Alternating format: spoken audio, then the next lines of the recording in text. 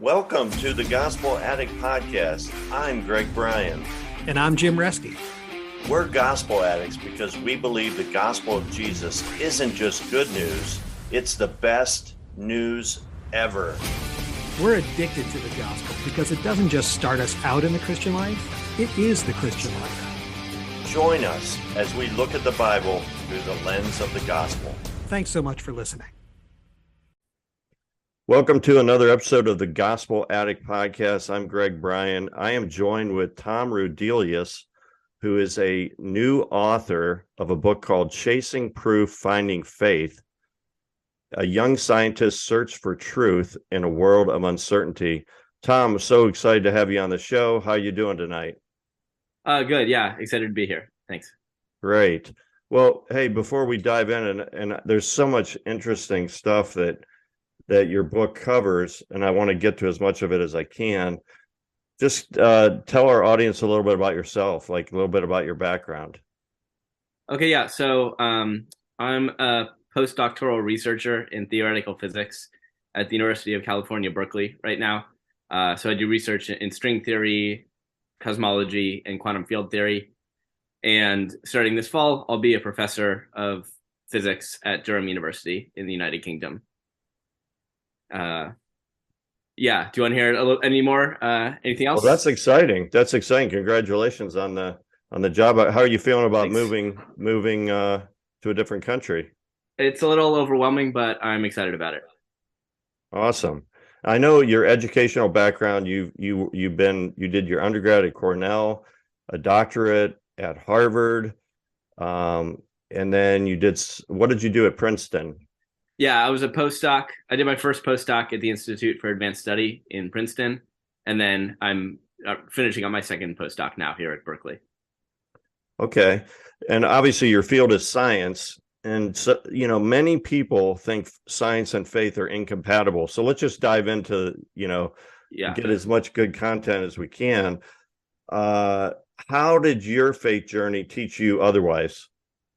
Yeah. Well, I think, when people talk about incompatibility between science and faith, and that perception, I think, first of all, that there are some very legitimate questions. And there were some legitimate questions that I had along my own journey of how am I, as a modern thinking person who believes in science, supposed to believe in miracles? And what am I supposed to do with the opening chapters of Genesis? And these sorts of questions that I had to wrestle with.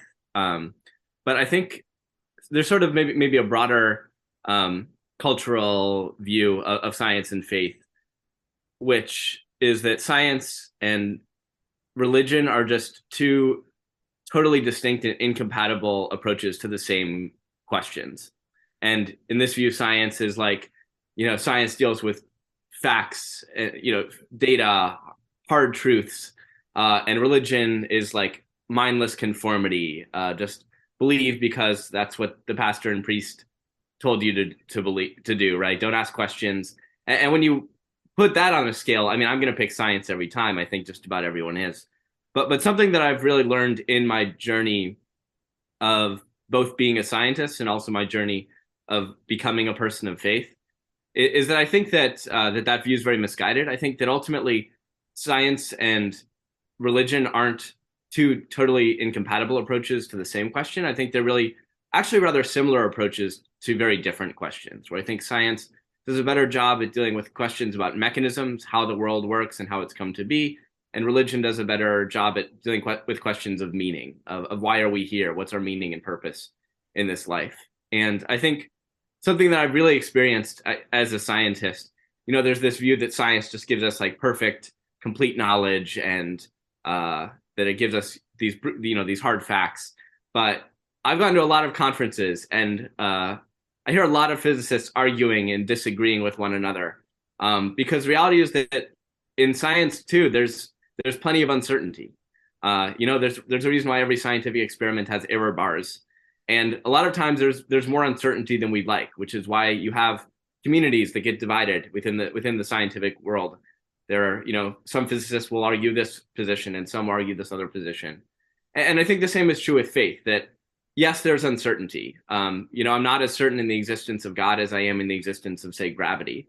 But nonetheless, I think that the arguments for God really are compelling. And I think some of the arguments against the existence of God also carry weight. And so I think that ultimately what I found, and actually, going from just an outsider and my perspective of religion is just mindless conformity, what I found is that I didn't have to shut off my brain in order to believe, that I could approach faith with the same sort of approach that I took to science, of trying to navigate this world of uncertainty, trying to figure out what was the most reasonable position and what was the most practical position. And so for me, yeah, I found that science and faith are actually similar approaches. I approach them similarly. It's just, I think to me, it's very different questions. I like that. So people might be interested. Why did you choose string theory as your field of study? And what is string theory for those who may not know? Okay, yeah. So I'll start with the second question. So string theory is a somewhat controversial field of physics, of theoretical physics, that attempts to reconcile quantum mechanics with Einstein's theory of gravity, called general relativity. So both quantum mechanics and general relativity work incredibly well in their own regimes of their own domains of validity, say. But if you try to put them together into an overlapping domain of validity, what you find is that they don't combine in any simple fashion. And this is really string theory's claim to fame, is that it's the one consistent approach that we know of at this moment to combining quantum mechanics with gravity into a theory of what's called quantum gravity. Now, the reason why it's controversial is that string theory is the energies that would be required to test it are well beyond anything that we can achieve technologically. So even our most powerful particle accelerators, the Large Hadron Collider in Switzerland, it just doesn't get us anywhere close to the energies that we need to get to test string theory experimentally. And so most of our evidence for string theory comes from mathematical calculations rather than experimental data. And so some people would say, well, is string theory even science? At the least, I think one should say that string theory isn't going to have the same amount of certainty that we see in other places in particle physics. So it's a controversial field. I think what drew me to it is in part practical, that I'm a lot better at math than I am at actually doing any sort of physics experiments. So of the areas of physics, I was sort of naturally drawn to this. I think the other thing that is exciting about string theory to me is that it really is asking the big questions. That there are a lot of interesting questions out there that academics could work on. But to me, the question of what is the fundamental laws of nature, what can that tell us about reality? That to me is a question that's interesting enough that it's worth pursuing, even if it's a little bit speculative at times, even if we don't have the experimental data that we'd like. That's good. Before I want to get into your journey, your spiritual journey, and hear about that. But before I do, just a little bit going back to just the idea of being a scientist. I think a lot of people have this perception that all scientists are atheists. Mm-hmm. But that's not true, is it? No, it's not. As an example, yeah. Yeah, but many are. And many are. Yeah. One thing that I've heard is the ones that tend to not be atheists are the ones that work on the smallest of particles and the ones that work on the biggest things in the universe.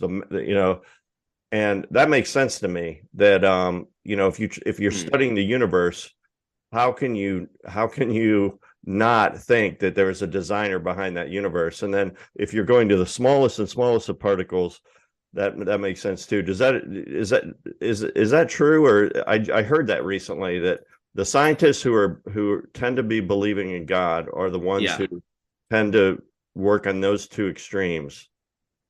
Yeah, well, personally, I work on both of those two extremes. So I guess I'm a data point in favor of that hypothesis.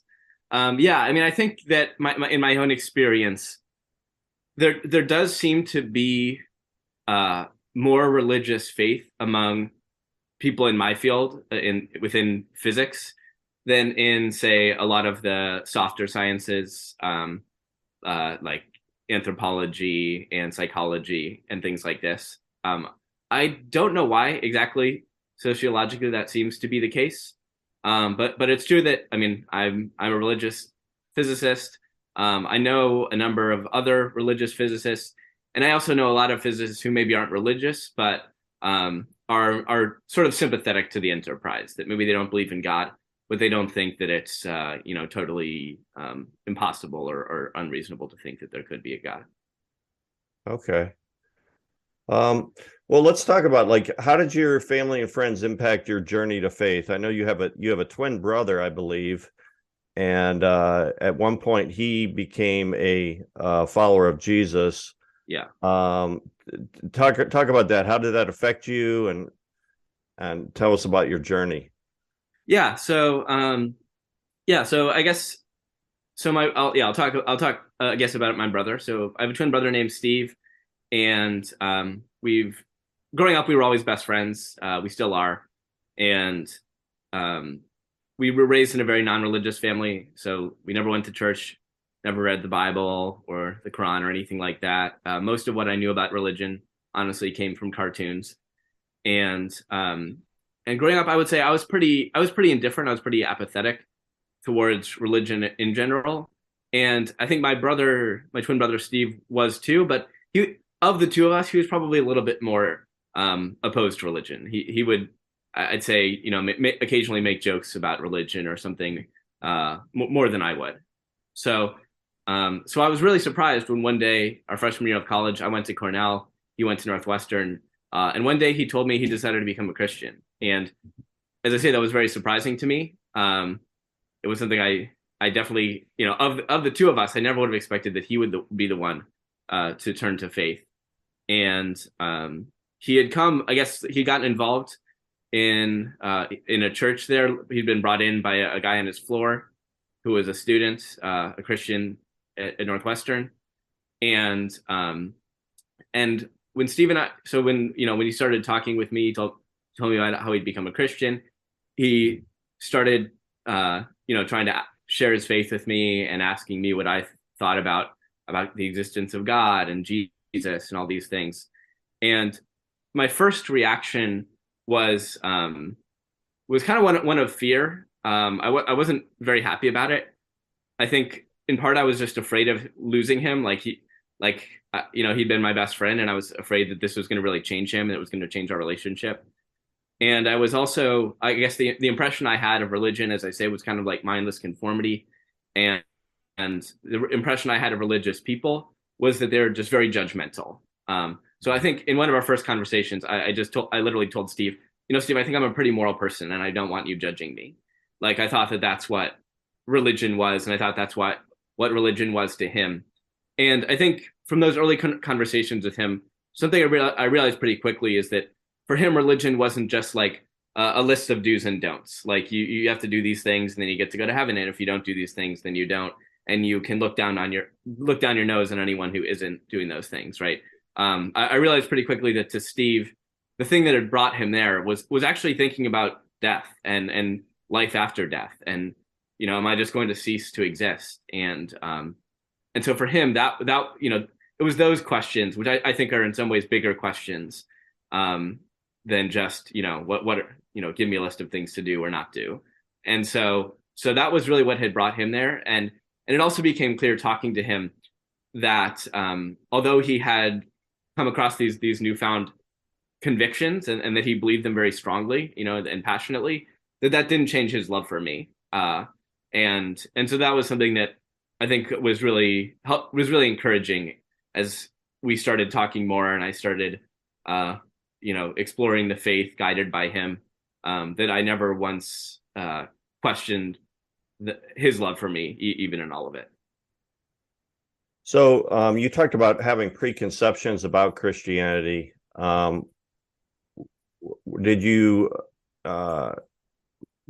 there some that you haven't mentioned yet? Like you mentioned, Christians are judgmental, or any other ones come to mind?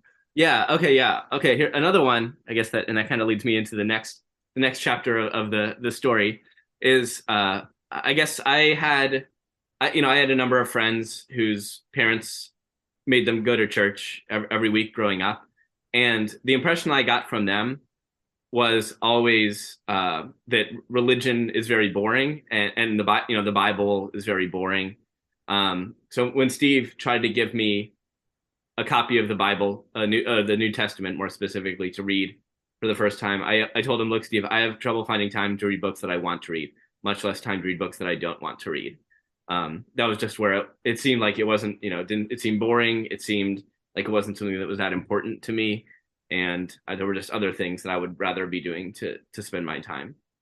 And so when I started, eventually I did start reading the New Testament. And that was really a preconception that I had, a misconception that I had that was changed pretty quickly as I started to just read the Gospel of Matthew.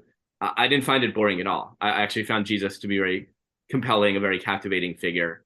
And so that was maybe the next big misconception that I had that started to change. Yeah. So what was it that got you to start reading the New Testament? Because I know there's, lots of people get handed Bibles and they sit there. Do you remember the circumstances? Was it just you were bored one night and you were just like, why not? Yeah, here's what I can remember clearly. I mean, all of it definitely. The reason why I started reading the New Testament, the reason why I started reading some other books about the debate, Christianity or atheism, a book called Letters from a Skeptic by Gregory and Edward Boyd was really important for me. All of this was guided by Steve. Like, he was talking to me, he was asking me what I believed, and part of it was wanting to explore what he, this faith that he had stumbled upon, and trying to understand why he had decided to become a Christian. Part of it was that I didn't want to be left behind. If that was something that was important to him, I wanted to, at least give it a shot. And there was one day specifically that I remember that was my first Bible study, where I asked Steve sometime in the morning, like, hey, what do you want to do today? It was over the summer after our freshman year of college. So I asked him, hey, what do you want to do? And he said, let's do a Bible study. And I said, that sounds boring. Can we do something else? And I think we threw a baseball or something. But I spent the next few hours just thinking about all the times growing up when he did things for me that he didn't really want to do, just to make me happy. And I thought, okay, you know what? If like this is going to make him happy, like I should do this thing for him this one time. And so that afternoon I was like, hey, do you still want to do a Bible study? And we sat down and we read the first chapter of the Gospel of John together. So I think that was one example, but I think that was kind of really the story of the whole journey, was that it was really because of Steve being there and by his encouragement that, he sort of wore me down. I was like, okay, I'll try reading the Bible. Okay, I'll try going to church with you. Yeah, that's awesome. He persevered with you. And he did, yeah. I'm curious about Steve. Is Steve in the same field of study as you, or did he choose a different field? That's funny, actually. No, Steve works now in ministry, in campus ministry at Northwestern. So he graduated from there, and he stayed involved in ministry there ever since. Oh, fantastic. All right. So would you have considered yourself an agnostic before you trusted Christ? Yeah, I think I was more apathetic than anything else. I hadn't thought much about it. It didn't seem that important to me. But when Steve kind of started, asking me like, hey, what do you believe about all this stuff?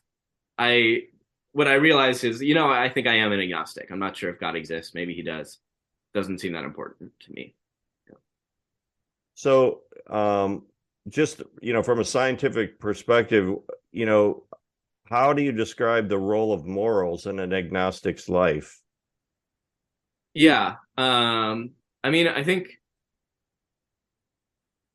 like, as far as like how I was raised, how I grew up, morals played a very important role. I was, and that's something in my book that I try to convey in the first couple chapters of my young life, is that I never felt like I was short on good moral teachers. Like I think my parents did a really great job of teaching me what was right and what was wrong. And I'm really thankful for them and for my teachers, for just for the education that I got. But what I so yeah, so for a while I thought, well, I'm already a moral person, I don't need religion, because that, to me, that's what, religion was just there to like give you a specific list of rules to do and a specific list of rules not to do. And I figured I don't really need that. But something that I started to realize as I started researching more and I started looking into this, the whole debate, God's existence, is I felt like there was kind of the missing underpinning of why certain things are moral and certain things are immoral. And I remember specifically one time in high school where somehow the discussion in the class was about the Make-A-Wish Foundation, which is an organization which tries to help children with terminal illnesses to live some sort of live out some dream of theirs. Yeah, it's a great organization. Right. It's a great thing. And a student in the class said, what's the point? They're all going to die anyway. And I, like a lot of the other students in the class, were like, how could you say such a thing? What a terrible thing to say. But what I realized is that none of us actually gave an argument as to why that isn't right. From a purely scientific perspective, I guess I look out at the world as a cosmologist. I think of things on time scales of like billions of years, and from that perspective, humans have been around for just a fraction of a second, and we're going to die out in a fraction of a second. And from that perspective, it really raises the question of, not just for the kids, but for all of us. Like, what's the point? We're all just going to die anyway. Is there any sort of deeper meaning and purpose to anything that we're doing? And once I started asking those questions, I started to realize that my previous worldview just wasn't sufficient. That it was sufficient to tell me, do this, don't do that, and looking back, I think that all of those lessons were good. But what was kind of missing is why. What's the meaning of all of this, and why should we be following these rules in the first place? Okay, so in your book, you tell a story about taking a polygraph test because you were doing an internship at the NSA, I believe. And I have no idea if this ties in here, but apparently it had a big impact on you. Tell us the story and how it impacted your faith. Yeah, so the polygraph came, my first polygraph, actually, I had several. First polygraph came about 9 months into my search for God, we'll say, after, or was it maybe a little bit less than that, maybe between six to 9 months after, I started talking with Steve, I started reading the Bible. And I was at a place going into my first polygraph where my approach to religion was still, it was seeming more plausible. I'd been reading books. I read books arguing for the existence of God. I'd read The God Delusion by Richard Dawkins, arguing against the existence of God. I'd finished the New Testament, and it was all actually sounding pretty plausible. Like, Christianity really seemed like it was onto something. And yet I still was at this place where it just felt like such a big step to just change my worldview, to make the leap of faith. And it just felt like something that I didn't really need to do, or just didn't seem like something that was worth it for me. I was still just more focused on other things in my life. And going into this polygraph test, I was trying to get a security clearance to work a summer internship with the NSA. And my approach to the polygraph, I think, was pretty similar to my approach towards heaven, which is, hey, I'm basically a good person. If there's a heaven, I'll probably go to it. I'm basically a good person. This polygraph isn't going to be a problem for me. And so I went in and I started answering the questions, and I realized pretty quickly that I was going to fail this test, not only if I were lying, but just if I felt guilty about anything. Because even if I felt guilty about something, that would make me start sweating and start breathing harder, and that would be enough to indicate deception on the test. So I did what you basically have to do to try to pass a polygraph, which is just start confessing and talk about all the things. I talked about all the things I'd done, the things that I was embarrassed to talk about, the things I'd planned to never tell anyone. It really was just like, a good old Catholic confessional. And what I realized in that, after doing that for hours, actually, I started to really see this and understand this message that I'd been reading about, that Steve had been teaching me about, how all people are broken and sinful and in need of God. And previously, I had arguments with Steve. I think most people are generally good. And all of a sudden, I realized, man, deep down, I'm not such a good person after all. I've done a lot of things I'm not proud of. And it was at that moment that the gospel kind of clicked for me, that when I realized that I too was in need of a savior, that the whole message of a God who died to give me that forgiveness made sense out of my own experience and made sense out of the world around me.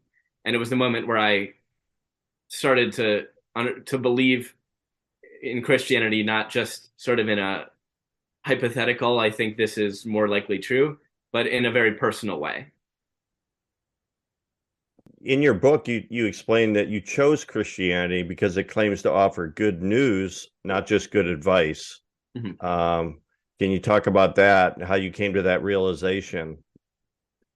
Yeah, I mean, I think it fits in pretty well with what I've just been talking about. Growing up, I felt like I had no shortage of good advice. I had my parents teaching, I had my teachers, and they gave me lots of good advice. And if that's all I wanted from religion was like, here's how you can live a nice, healthy, happy life, I didn't feel like I needed religion, and I still don't. And I still would say, if that's all religion is, that I can go elsewhere for that. But it was really in the polygraph when it's like, oh, I actually need some good news, and all these religious words, that had seemed like buzzwords to me, that of forgiveness and eternal life and the Holy Spirit, and these things that I'd read about, that I'd heard about. All of a sudden, I realized that I needed those, and that's when the gospel became good news to me. Was when I realized that I needed this. And I think something I've really found since then is, and I guess I can see it even in my own journey and my brother's journey, is, I realized in that moment that I needed forgiveness, and God through the gospel, I think, offers that. And my brother, what he didn't actually, for him, it wasn't so much the feeling of forgiveness, although that was, that did play a role too. But for him, the thing that really got him researching Christianity and going down that path, what was this fear of death that he had. And he found in Christianity that this good news of eternal life. And I think that that's something I've really come to appreciate as I've grown in my walk, is that the gospel is really good news in so many different ways, that it's good news for those of us who have done something wrong and need forgiveness. It's good for those of us who, for any of us, right, who are someday going to die, that it offers us that eternal life. And to so many, all the broken parts of our world, if Jesus is raised from the dead, then we have legitimate hope that all of those things are someday going to be put right. And that to me is, that's religion that's at least worth looking into. If religion is just telling me this is how you can be happy, this is what you should do, I don't know if that's important enough for me to look into. But if the gospel can offer me not just hope for this life, but all of these things, then that to me is something that was worth giving my life to. Amen. What inspired you to write this book? I mean, obviously we're talking about part of it, but it's one thing to talk about, it's another thing to write a book. Yeah. What's your hope? Yeah. Well, I think my hope is that this book, I think the word that I've noticed, people who have read the book, and the adjective that's continually used again and again to describe the book is honest. And I think that's what I was really trying to go for with the book is a book that really honestly explains how I've come, what my journey was, how I came to faith in the first place, how I've dealt with doubt and fear and anxiety in the years since. Um, and the hope is that someone who reads this book will be able to relate to it somehow, that they'll be able to see themselves and to see their own journey in my journey at some point, whether that's in the journey to faith, whether that's in the journey since I came to faith 12 or 13 years ago now. Um, but I think that really, there's a lot of apologetics books out there, and some of them were very important for me. And there's some apologetics and reasons, arguments in my book as well.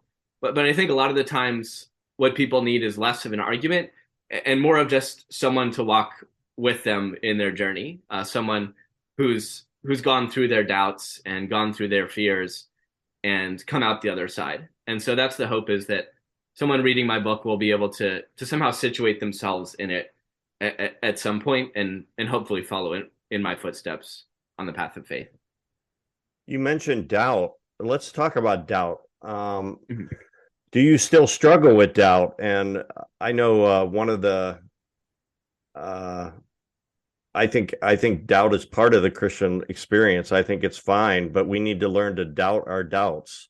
But do you still struggle with doubt? And do you think, you can experience the hope of the gospel and still have questions about your faith? Yeah, I mean, short answer, yes to both of those.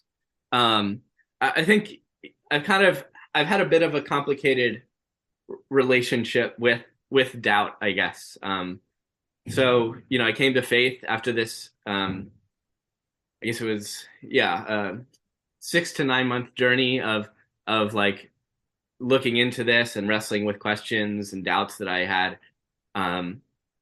But about a year, I guess it was about 3 years later, my first year of grad school, I found myself all of a sudden in like this place of terrible doubt, where all of the questions that I thought I'd answered on my initial journey to faith just all of a sudden like popped up.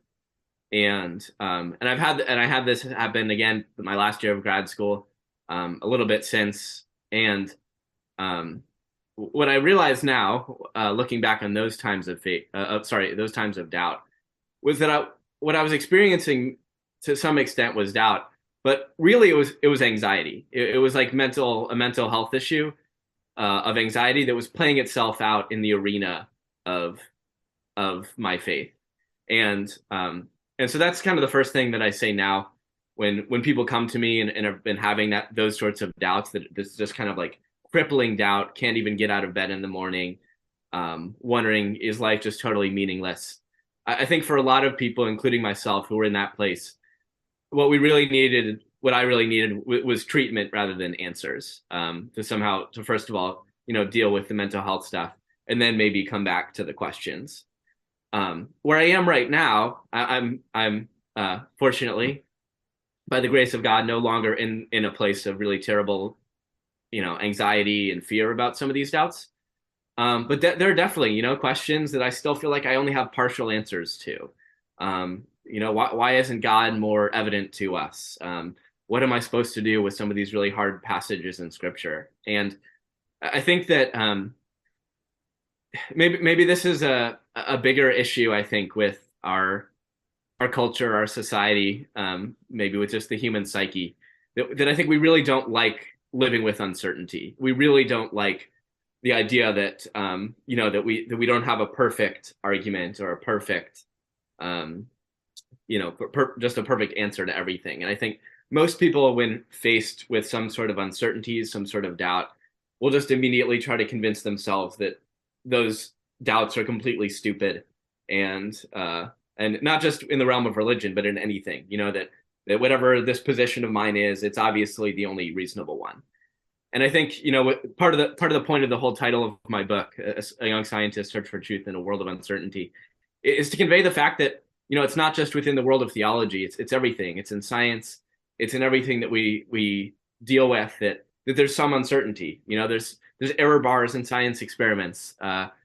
there's questions about our faith that I don't have perfect knowledge of, and I think that really, again, we're being a scientist. My journey of science has helped me, is that it's taught me to be okay with those things. Science doesn't mean that you just ignore a question anytime there's some uncertainty. It means that you learn how to navigate that uncertainty, to quantify it if you can, to minimize it if you can, but ultimately to make choices despite that uncertainty. And I think that when it comes to faith, something I've really been convicted of is that God, I think, doesn't so much want for us to completely eliminate uncertainty. I think what he really wants us to do is to follow him even in the uncertainty. And that's something you say in James, right? James says, even the demons believe, right? Even the demons know that there's a God intellectually, but that doesn't actually help them, because it doesn't lead them to submit to him and to give him their allegiance. And that's something that I've found, in the times of really crippling doubt, but also in the times now of just kind of regular, doubt and uncertainty, is that I'm convinced that my role as a Christian is to follow God no matter what, and to take his side against the doubts. One of my favorite passages about doubt is in Matthew 28, and it's after Jesus rose from the dead and he appeared to the 11 disciples in Galilee. And it says, when they saw him, they worshiped him, but some doubted. I mean, it's crazy that that's written in there, that some doubted. How could they doubt? I mean, the resurrected Christ is right in front of them.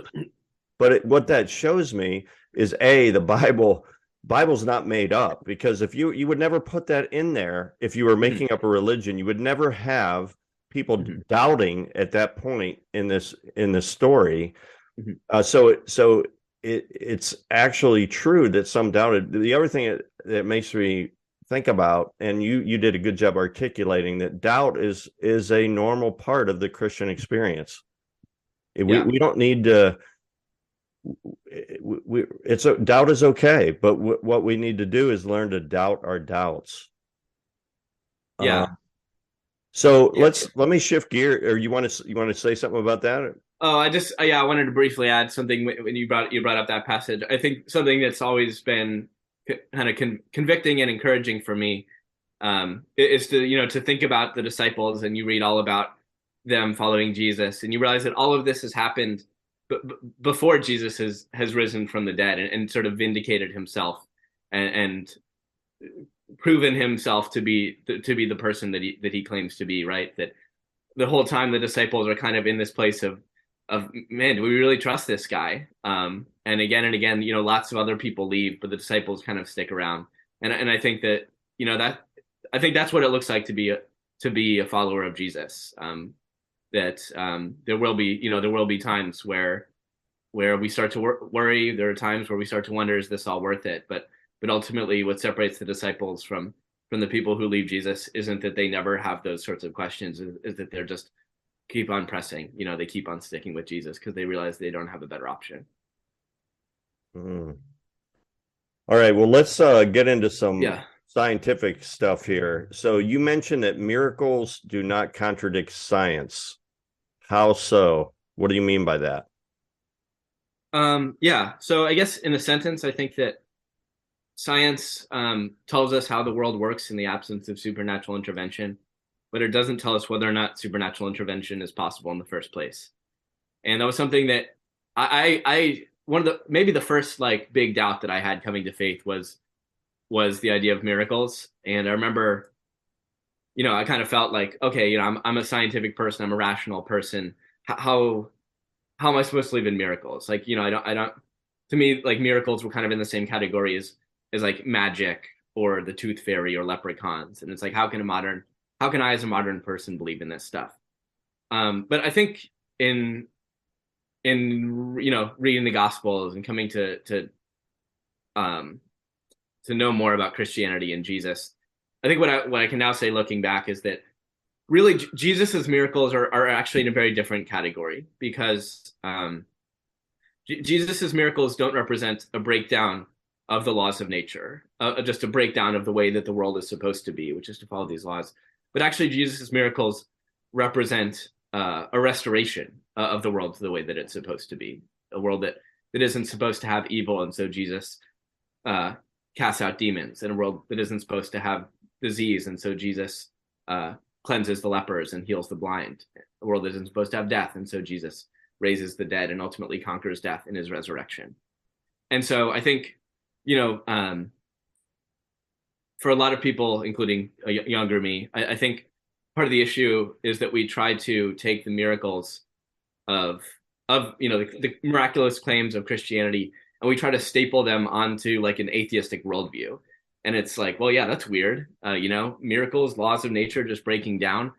Because if you say if the laws of nature would break down, then why wouldn't they just break down for any reason spontaneously all the time?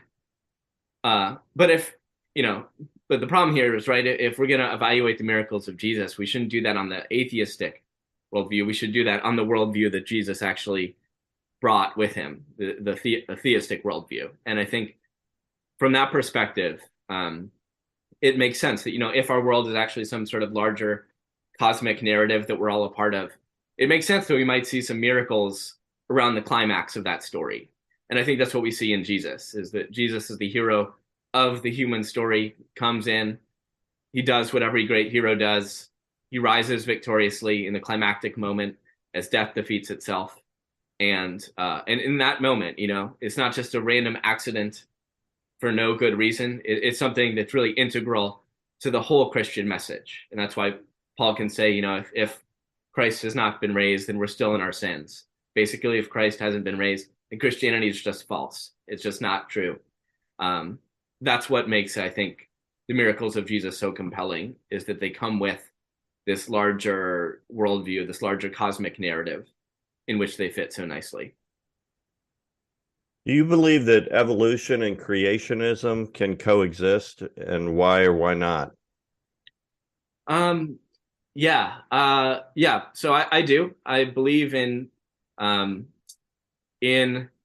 I guess what I call the theistic evolutionary framework, and I guess it kind of goes back to me to I think that science in large part is telling us more about mechanisms and how the world works, and I think that that faith and a religion, and the Bible specifically, is more focused on meaning. It's more focused on what this all means, and kind of peeling back the layers of what we can see and what we can observe with our eyes scientifically, and allowing us to see the deeper realities that's actually going on. And so to me, for instance, I first, when I read the first chapter of Genesis, to me, the first chapter of Genesis is something that looks like it has the structure, a structure that's less about, telling us how things happened chronologically, and a structure that's more organized thematically, with God creating these various domains and then putting the inhabitants in those domains. And I think really what I, as a scientist who studies cosmology, who studies the Big Bang, to me, I can look at that and I can say, yes, I can appreciate what science is telling me about this. And yet I can also look at the Bible and understand what exactly this creation is telling me about God, and what it's telling me about how the universe relates to God, right? That our universe just isn't some big accident, but that all of this is proceeding as a part of God's sovereign plan. So to me, I guess, I would contend that I think that it's possible to trust everything that science is telling us about the world, and yet still to recognize that there are a lot of questions about the underlying meaning and purpose that science can't answer. What advice do you have for people that want to believe in God, but they're still struggling? Maybe they're because of science, maybe because of what they've been taught in high school, and because we are taught that, or many people are taught in public schools that faith and evolution are not compatible. Yeah. Yeah. Oh, that's a good question. I mean, I think, I think a big part of my journey, and a big reason why I did, find faith coming from a very scientific, a rather secular background, is that I found voices and sources that I felt like I could trust. that offered a more compelling vision, a more holistic vision of faith that allowed me to keep my science, to appreciate the good things that I've been raised with, but also to understand how those good things are ultimately pointing to a God who created all of them. So I think that's really an important step. Is I think that that ultimately a lot of people are influenced very strongly, and more so than they'd like to admit, by the opinions and the views of others. That most of what I learned most of what I know about science is not because I did some scientific experiment and I proved it, right? Most of what I know about science is because I read someone else who was an expert, someone who I trusted, and their papers about that subject. And I think that for anyone who kind of is finding themselves in that place where they just maybe they like to believe that there's something more. I think looking for sources that you trust, and I think that one of those sources at least should be reading the New Testament. I mean, for me, that was just such a big thing of being actually able to just read about Jesus and read about this person and his life. There was something really captivating and compelling about him that just made me want to keep learning more. There's so many people that say they don't believe in the Bible, that it's made up. Mm-hmm. But then you ask them, have you ever read it? And, most of them have never read it. And I mean, the Bible is it's got to be one of the most amazing books ever. I know it's like a bestseller. They don't even put it on the bestseller list because it's been a bestseller ever since they've kept statistics about bestseller books.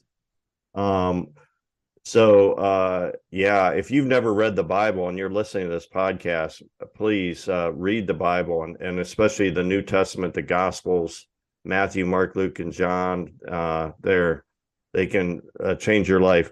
Any other advice you would have, Tom, for let's say somebody that was in your boat? Like, I mean, I think part of the reason you wrote this book is that you want to help other people that have been in your situation or had some, to kind of start the journey towards faith. And do you have any other advice for them?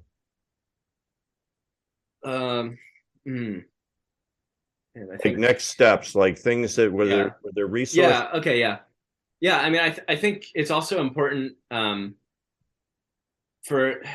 find some sort of Christian community to get involved in a church. I mean, my brother kind of started bringing me to church along with him over the summer after our freshman year of college, months before I became a Christian, months before I came to faith.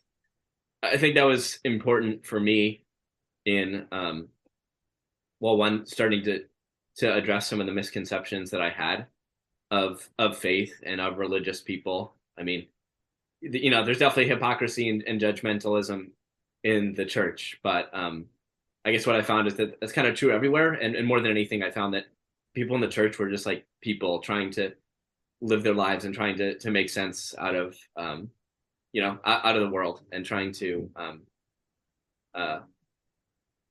follow the path that they thought was best, just like me. I think also it was important in having other Christians around. That was something, especially in the times of doubt that I went through, and anxiety, and other really all the tough periods of my adult life. It was really important for me to have some sort of Christian community where I could go and walk through those things with people as well. So yeah, I guess that's the lesson. Read the Bible, find people that you trust with your doubts and with your questions, and find some sort of Christian community. And for me, I would say that those last two weren't necessarily the same people. Like the people who I would go to for like spiritual advice and who would help me walk through those really tough anxieties and fear. They weren't necessarily the same people that I would go to ask sometimes like really high level theological questions, right? But it was really important for me to have both of those sorts of people have some sort of community of people around me. All right. Well, we're gonna kind of bring this to a close. I want to ask you, can people pre-order the book and how would they do that? But I also want to ask you, do you have a favorite chapter in the book or a favorite story from the book that you could just kind of share with us? Yeah. Yeah. Okay. So, man, I should have an answer ready to that last one. But first of all, I'll say that, yeah, so the book is called, again, Chasing Proof, Finding Faith. You can pre-order it. It's available on several places online. I think christianbook.com, Amazon, and Barnes and Noble. I think I'll have it. Definitely at least 2 of those 3 do. So yeah, you can pre-order it. As far as a good chapter, and I guess I'll say that a chapter that I really like, one of my favorites, is the story of my friend Josh. It was in a time where I was really going through one of these times of, as I say, really bad doubt and anxiety and fear, and just kind of wrestling at a more personal level with, like, where is God in the midst of the suffering I'm going through right now? Why doesn't he just come and show up and reveal himself to me and just, like, make everything all better right now? And my friend Josh told me about his own journey. He was a grad student, a good friend of mine from church. When I was a grad student at Harvard, I was in physics. He was in astrophysics, and for him, his story was really interesting because he was raised in a very like devout Christian family, and he went to college and he left. He walked away from the faith, and for him, a large part of the reason he walked away was because of the problem of evil and suffering. And yet, ultimately, a couple of years later, he came back to the faith. And a large part of the reason why he came back to the faith was also because of the problem with evil and suffering. Like, at first, it was kind of the question, like, where could God be in the midst of all of this? But then eventually it was kind of like realizing that actually atheism didn't offer a better solution. And so, yeah, I think his journey, his story, and the effect that it had on me was, I thought was pretty cool. And it was probably my favorite chapter to write in the book. That's great. Is there is there a website for the book, or is there a way for people to get in touch with you if they want to? Yeah, there is not. I don't think there's yet a site for the book. I think there will be one on Tyndale, who's publishing the book. But if anyone wants to get in touch with me, probably a good way to do that is, I guess I'll say probably to follow me on Twitter is a good one, and then you can send me a message there. Yeah. So what's your Twitter? Yeah, handle? it's I think it's Rudelius Tom. So my last name and then my first name, at Rudelius Tom, and yeah, you should be able to get in touch with me there. All right, great. Well, when does the book actually get published? Or when? Yeah, August 8th, release date. August 8th. So you can pre-order the book right now, Chasing Proof, Finding Faith. Thank you so much, Tom, for the time that you've given us and for your great story. I really appreciate it. Wish you the best of luck. And yeah, thanks for being on the show. Yeah, thanks a lot, Greg. My pleasure. Thanks for listening to this episode of the Gospel Addict Podcast. Feel free to contact us via email at gospeladdictpodcast@gmail.com. Stay tuned for our next episode, and remember, on your worst days, you're never beyond the reach of God's grace, and on your best days, you're never beyond the need of God's grace. See you next time.